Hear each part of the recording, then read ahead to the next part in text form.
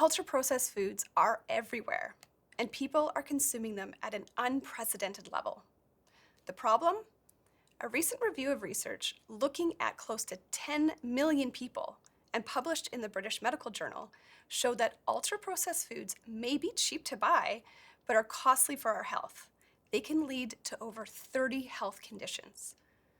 But what are they doing to children and teens? What role does food play in the development of their brains?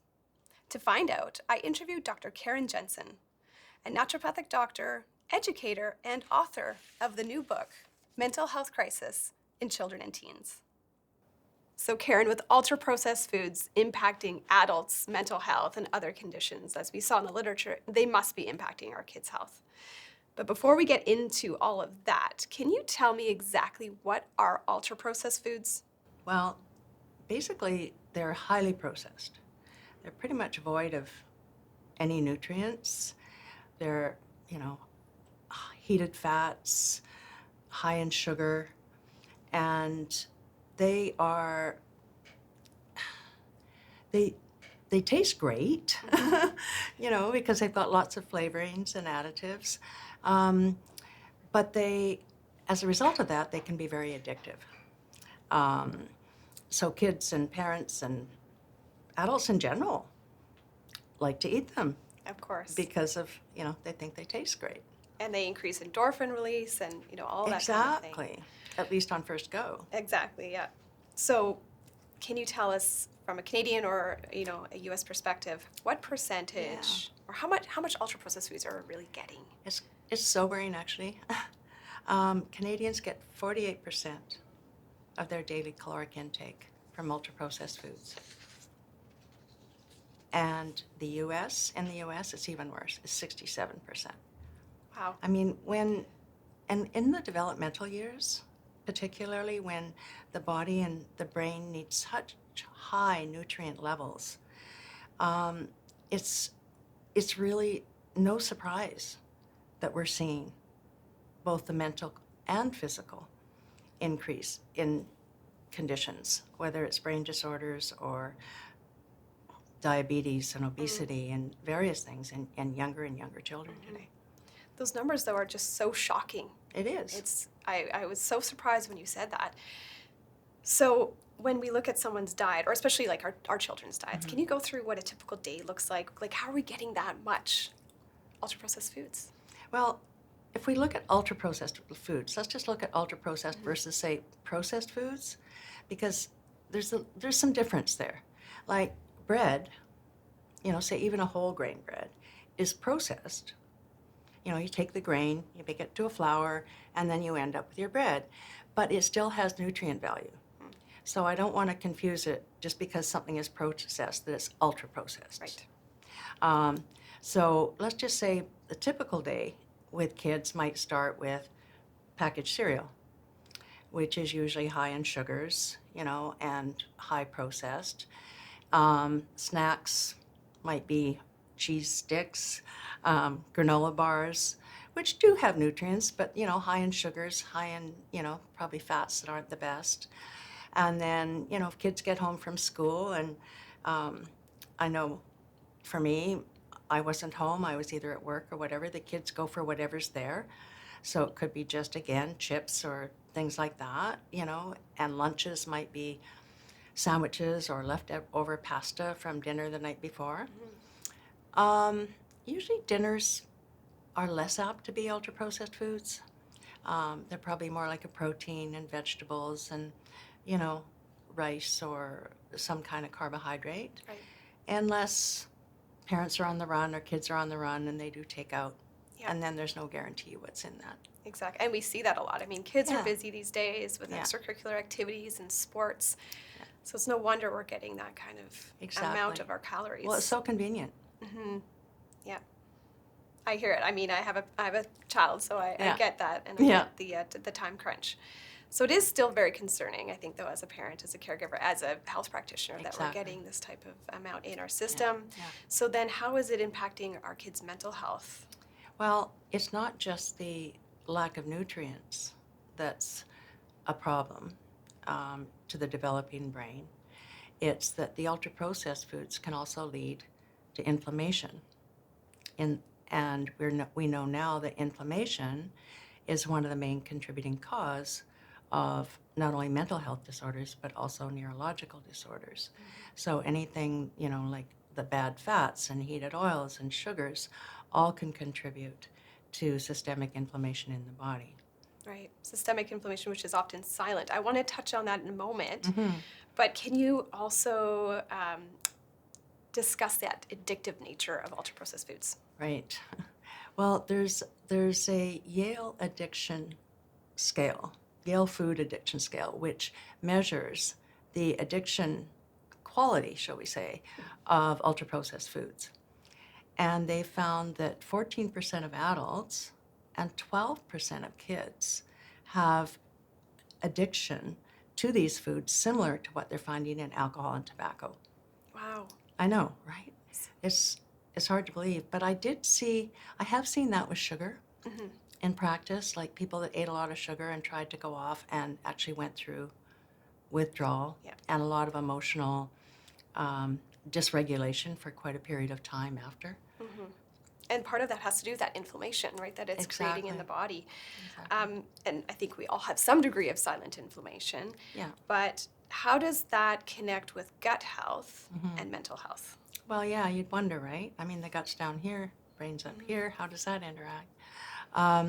So in the gut, like when we eat these foods or other factors that interfere with gut health, not just junk food, but, overuse of antibiotics, toxins in our environment, too much sugar, create what we call a leaky gut. It causes a permeable gut barrier. The gut barrier is kind of like our second skin, if you will. And so then pathogens and toxins can then get into the bloodstream.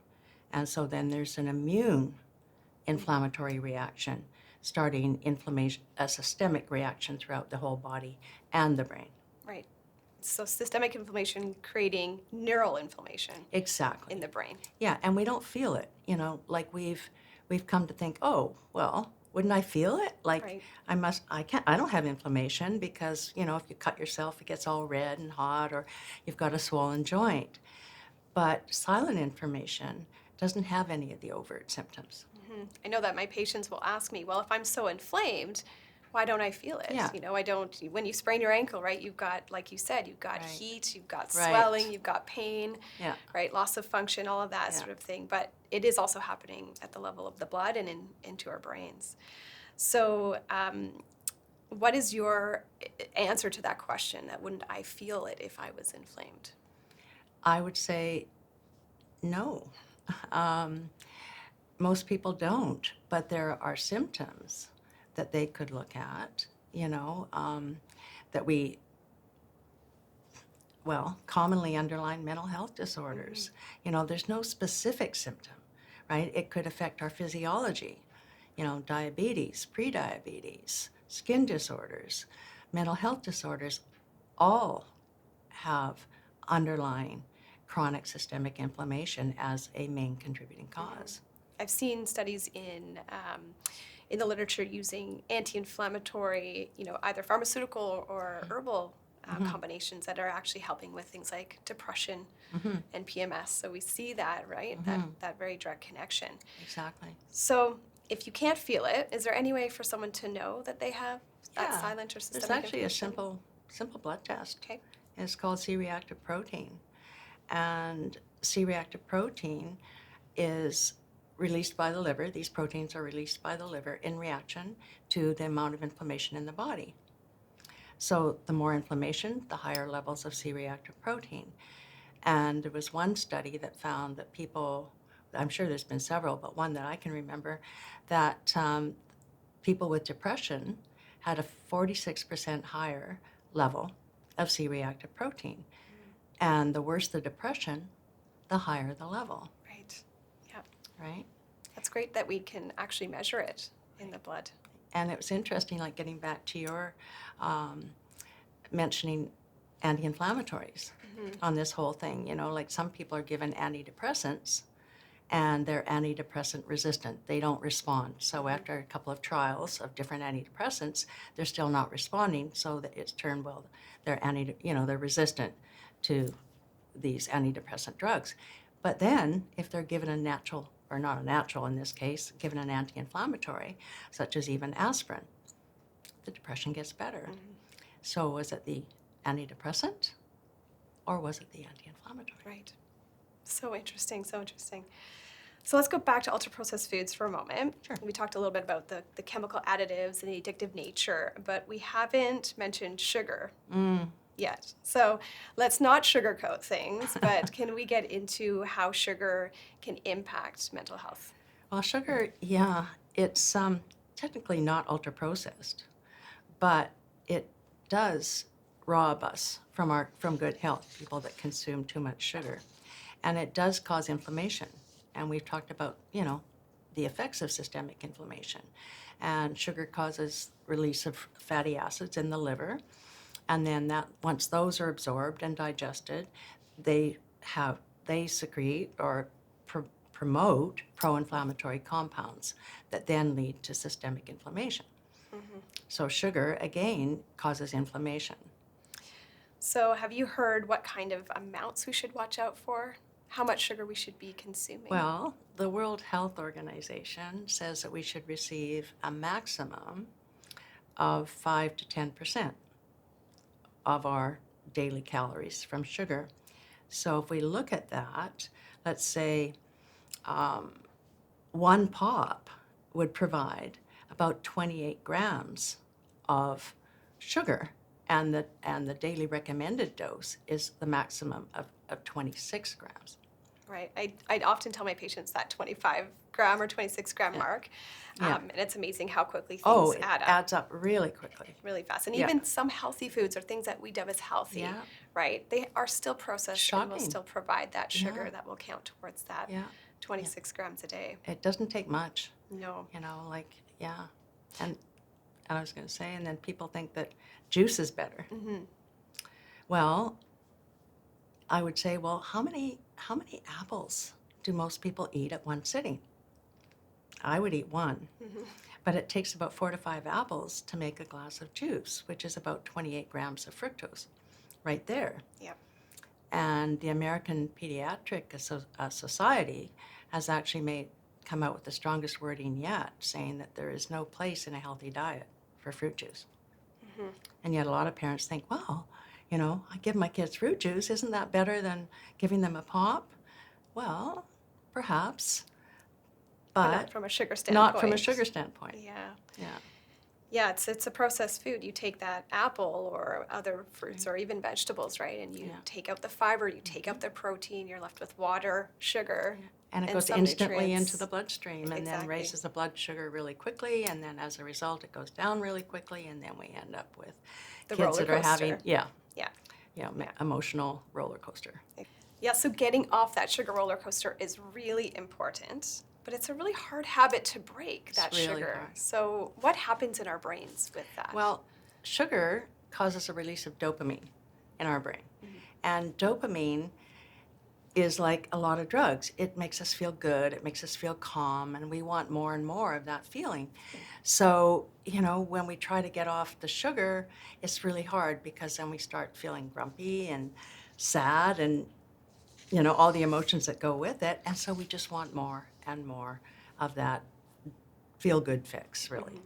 And so for kids, it's going to be even more difficult if they're unable to regulate. And they don't understand really why, right? And so if their parents decide, okay, that's it for sugar, and all of a sudden their kids start acting out, then it's, well, gosh, what's going on here? But I think it's good for parents to understand what happens too, if kids have been eating too much sugar and then suddenly come off and start having emotional roller coaster problems, and kids, young tantrums, and various things like that. Sleeping issues and learning concerns. Exactly. Yeah. Okay, so we've covered sugar, Right. ultra-processed foods. Now, these are two things you mention as brain busters in your new book. So let's maybe segue to the other half, which would be the brain builders. Now, I did read a recent study that showed that teens and adolescents who ate breakfast and had some physical activity actually were less likely to have much of their calories coming from ultra-processed foods later in the day, which was actually helping them stave off disease later in life. So those are brain builders, I would assume, Right. exercise and eating breakfast. Can you elaborate a little bit And more? that makes sense because they have protein, which, feeds the body and brain for longer periods of time, especially if they add, good omegas to it in the morning in a smoothie. But it's the brain builders are what we put in our body every day as far as nutritious foods go. If we looked at a diet similar to the Mediterranean diet, which is high in good quality proteins, high in omega-3, fatty acids through fish, fresh fruit, fresh vegetables, these are all things that help provide the nutrients for everyone, but very important for kids and adolescents whose brain is still developing, and they require much higher levels of nutrients during during those years of development. Yes, but looking at what we have access to, right, even though we live in a country of abundance for most of us, Right. the food is just not up to that quality standard that we need No. to provide our brains the healthy nutrients. Exactly, unless we really work at it and become aware of it, I think. I think it's becoming aware of it. We live in a country that has lots of options, so with that privilege, I think, comes some responsibility, Absolutely. of choosing the foods that can give us the best possible outcome, Yeah. for ourselves and for our family. Yeah. Now, I've heard a new term lately, nutritional psychiatry. Mm-hmm. Can you tell me a little bit more about that? Yeah, it relies heavily on the use of nutrition, supplements, and lifestyle to help treat mental health. And it's becoming an incredible opportunity, actually, for many people and becoming more accepted over time. As far as if instead of first looking at medication, let's look at how foods and supplements can help. What we're putting in It's our very bodies. exciting, yeah. Yeah. What have you seen in the literature using nutritional psychiatry? Yeah, well, it was interesting. There's some new studies out on and reports out on autism, which actually, as you probably know, has gone up, exponentially over the years. Even with the added diagnostic tools available, from what I've read, it's gone up about 300% since about year 2000. And they found that by looking at the nutrition of kids with autism, that it really is beneficial, the environmental factors and modifiable lifestyle factors. There was a newer study out on identical twins, and they were actually considered level 3, which is, they required a lot of help. It was very severe. And autism has been considered irreversible, like as far as the symptoms go. And it was various clinicians that came together to look at what could be done, and by addressing the environmental and modifiable lifestyle factors. So they, through lab work. And then what they did is they, based on the individual twin deficiencies, they supplemented them and they changed the environment.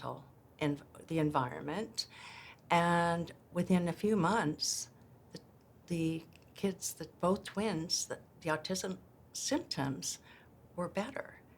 And it stayed that way, even at the 6-month follow-up. Wow. And there were added things like they had more time outside, they got them away from artificial light, and occupational therapy and physical therapy was also involved. So, but I would like to say that just because one program worked for one individual, in this case, twins with autism, it doesn't mean it would for everybody, because the etiology is different, our own deficiencies are different, so we need to find a program that works with our individual nutrient deficiencies and requirements. Yeah, it has to be very individualized, I think, with this sort of Exactly. thing. Yeah, so are there other conditions that nutritional psychiatry can be used for? Yeah, depression, primarily, anxiety and depression. They found that compared to, say, our typical North American diet, sad diet, that kids or people with depression that followed the Mediterranean diet had a 35% reduction in depression. Wow. Yeah, it's amazing, really. I mean, food is what we put in the bodies every single day. So it's the foundation, of everything. And supplements can help and provide lots of benefits, but it's what we put in our bodies. Yeah, I love this. I love that there's more awareness about nutrition, food as thy medicine, Exactly. and that sort of thing. Exactly. Would you say that it could be beneficial to everyone, or are there certain demographics that benefit more from nutritional intervention and in nutritional psychiatry? Yeah, that's a really good question. I think everyone would benefit from having a healthy lifestyle, following a diet similar to the Mediterranean diet. But there are some people, depending on the circumstance, that would require extra help depending on the severity of the condition, whether it's an antidepressant or, psychological counseling, just depending on the severity and the risks involved. So for people that have more severe anxiety or depression, for example, what would you suggest they could do? Well, I would start with diet and lifestyle as part of it. But if medication is necessary, as I say, because of risks involved, then, even though there might be side effects, but we need to be aware of the side effects and monitor closely. Cognitive behavioral therapy is great. It helps people see the negative process of their thinking, and so that they can then change that and come up with more effective, more productive responses. Counseling is great, and there's never one area of medicine that provides all the answers. Oh. Yeah, but I am glad you did bring up conventional medications and pharmaceuticals. Oh, absolutely. It's absolutely necessary at times, but it needs to be carefully monitored. Yeah. And as naturopathic physicians, I see us as complementary, Yes. Physicians. We're not Yeah. alternatives. We No. work together with other healthcare practitioners Exactly. to support our patients' needs. Just like, any kind of sports team, a hockey team, right? You need Exactly. your goalie and your forwards and your Everything. defense people, your Yeah. coaches. You've got to train, you have to practice to provide Yeah. a team that's going to work well and win. Yeah. And that's what you need with mental health as well. And I think, I remember in practice, my patients would say, well, what do you mean you're suggesting I go for surgery or, medication? And I would say, at this point in time, you need to just, treat this as it is right now, and then come back and I can help you make the changes that are necessary and ideally prevent this from happening again. We need to straddle as many canoes as we Yeah. as we need to stay afloat. Absolutely. Yeah. Can you suggest a few tips that will help from a nutritional perspective for children and teens? Yeah, I think it's in the morning is particularly important. So things like smoothies, with a high quality protein, whether it's protein powder or, some kind of protein. You can add frozen berries, you can add avocado. Kids won't even know it's there. Yeah. You can add liquid omegas. My grandkids call it their brain juice, and they Nice. actually quite like it. And so it's really important to get particularly protein and good oils in the morning or at lunch in kids. And kids could even help, make the smoothies so that they understand. What about fiber? Yeah, fiber, they'd be getting that from the berries, wouldn't they? And the avocado and yeah.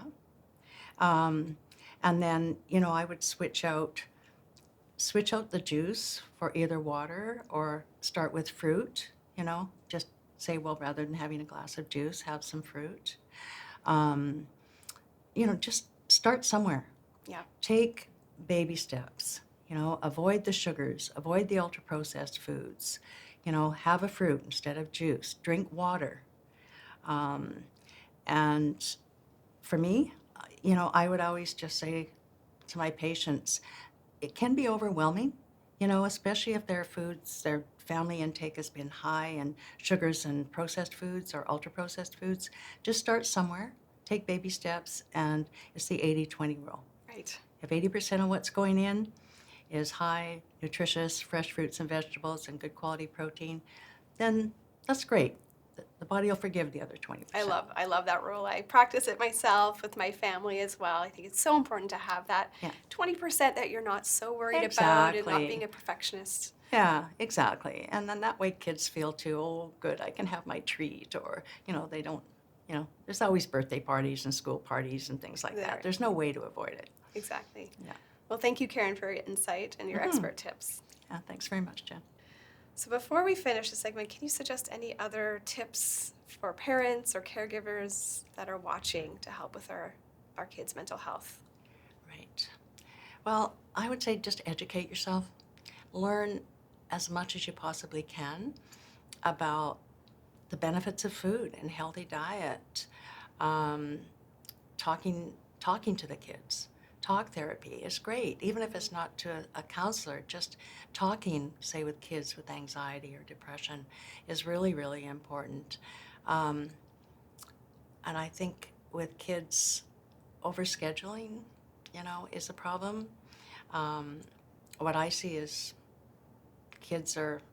they get home from school, they're whisked off to one thing or another, and they don't have much downtime, so they need time too, just to relax and help educate them on the benefits of healthy nutrition and exercise and getting off their devices for a while and hanging out with their friends in person rather than on their, iPads or their Switch, playing games. Yeah. Yeah, just starting with small steps, I think, is really yeah. important, especially for parents watching, right? Yeah. And when it comes to nutrition, right, just getting a little bit more protein in the morning or switching that fruit juice out for water. Exactly. And have an apple, instead of fruit juice, and don't be fooled with, energy drinks and things like that. And I would always tell my patients, look, step by step, it's the 80-20 rule. If 80% of what goes into your body is fresh, whole foods, vegetables, fruit, good quality protein, the body will forgive the 20%. Yeah. So that's a great place to start. Yeah. I love the 80-20 rule. I live by it, Yeah. and I have Yeah. that for my family. I think it's so important. Give us a Yeah. little bit of that Yeah. ease in our day that we don't have to stress Exactly. about Have being your perfect. cheats here and there, Yeah. but yeah. Yeah. Exactly. Well, thank you so much, Dr. Karen Jensen, for being here, Yeah. for your expert tips and your Thanks, Jen. insights. Thank you. Thank you. Great to be here.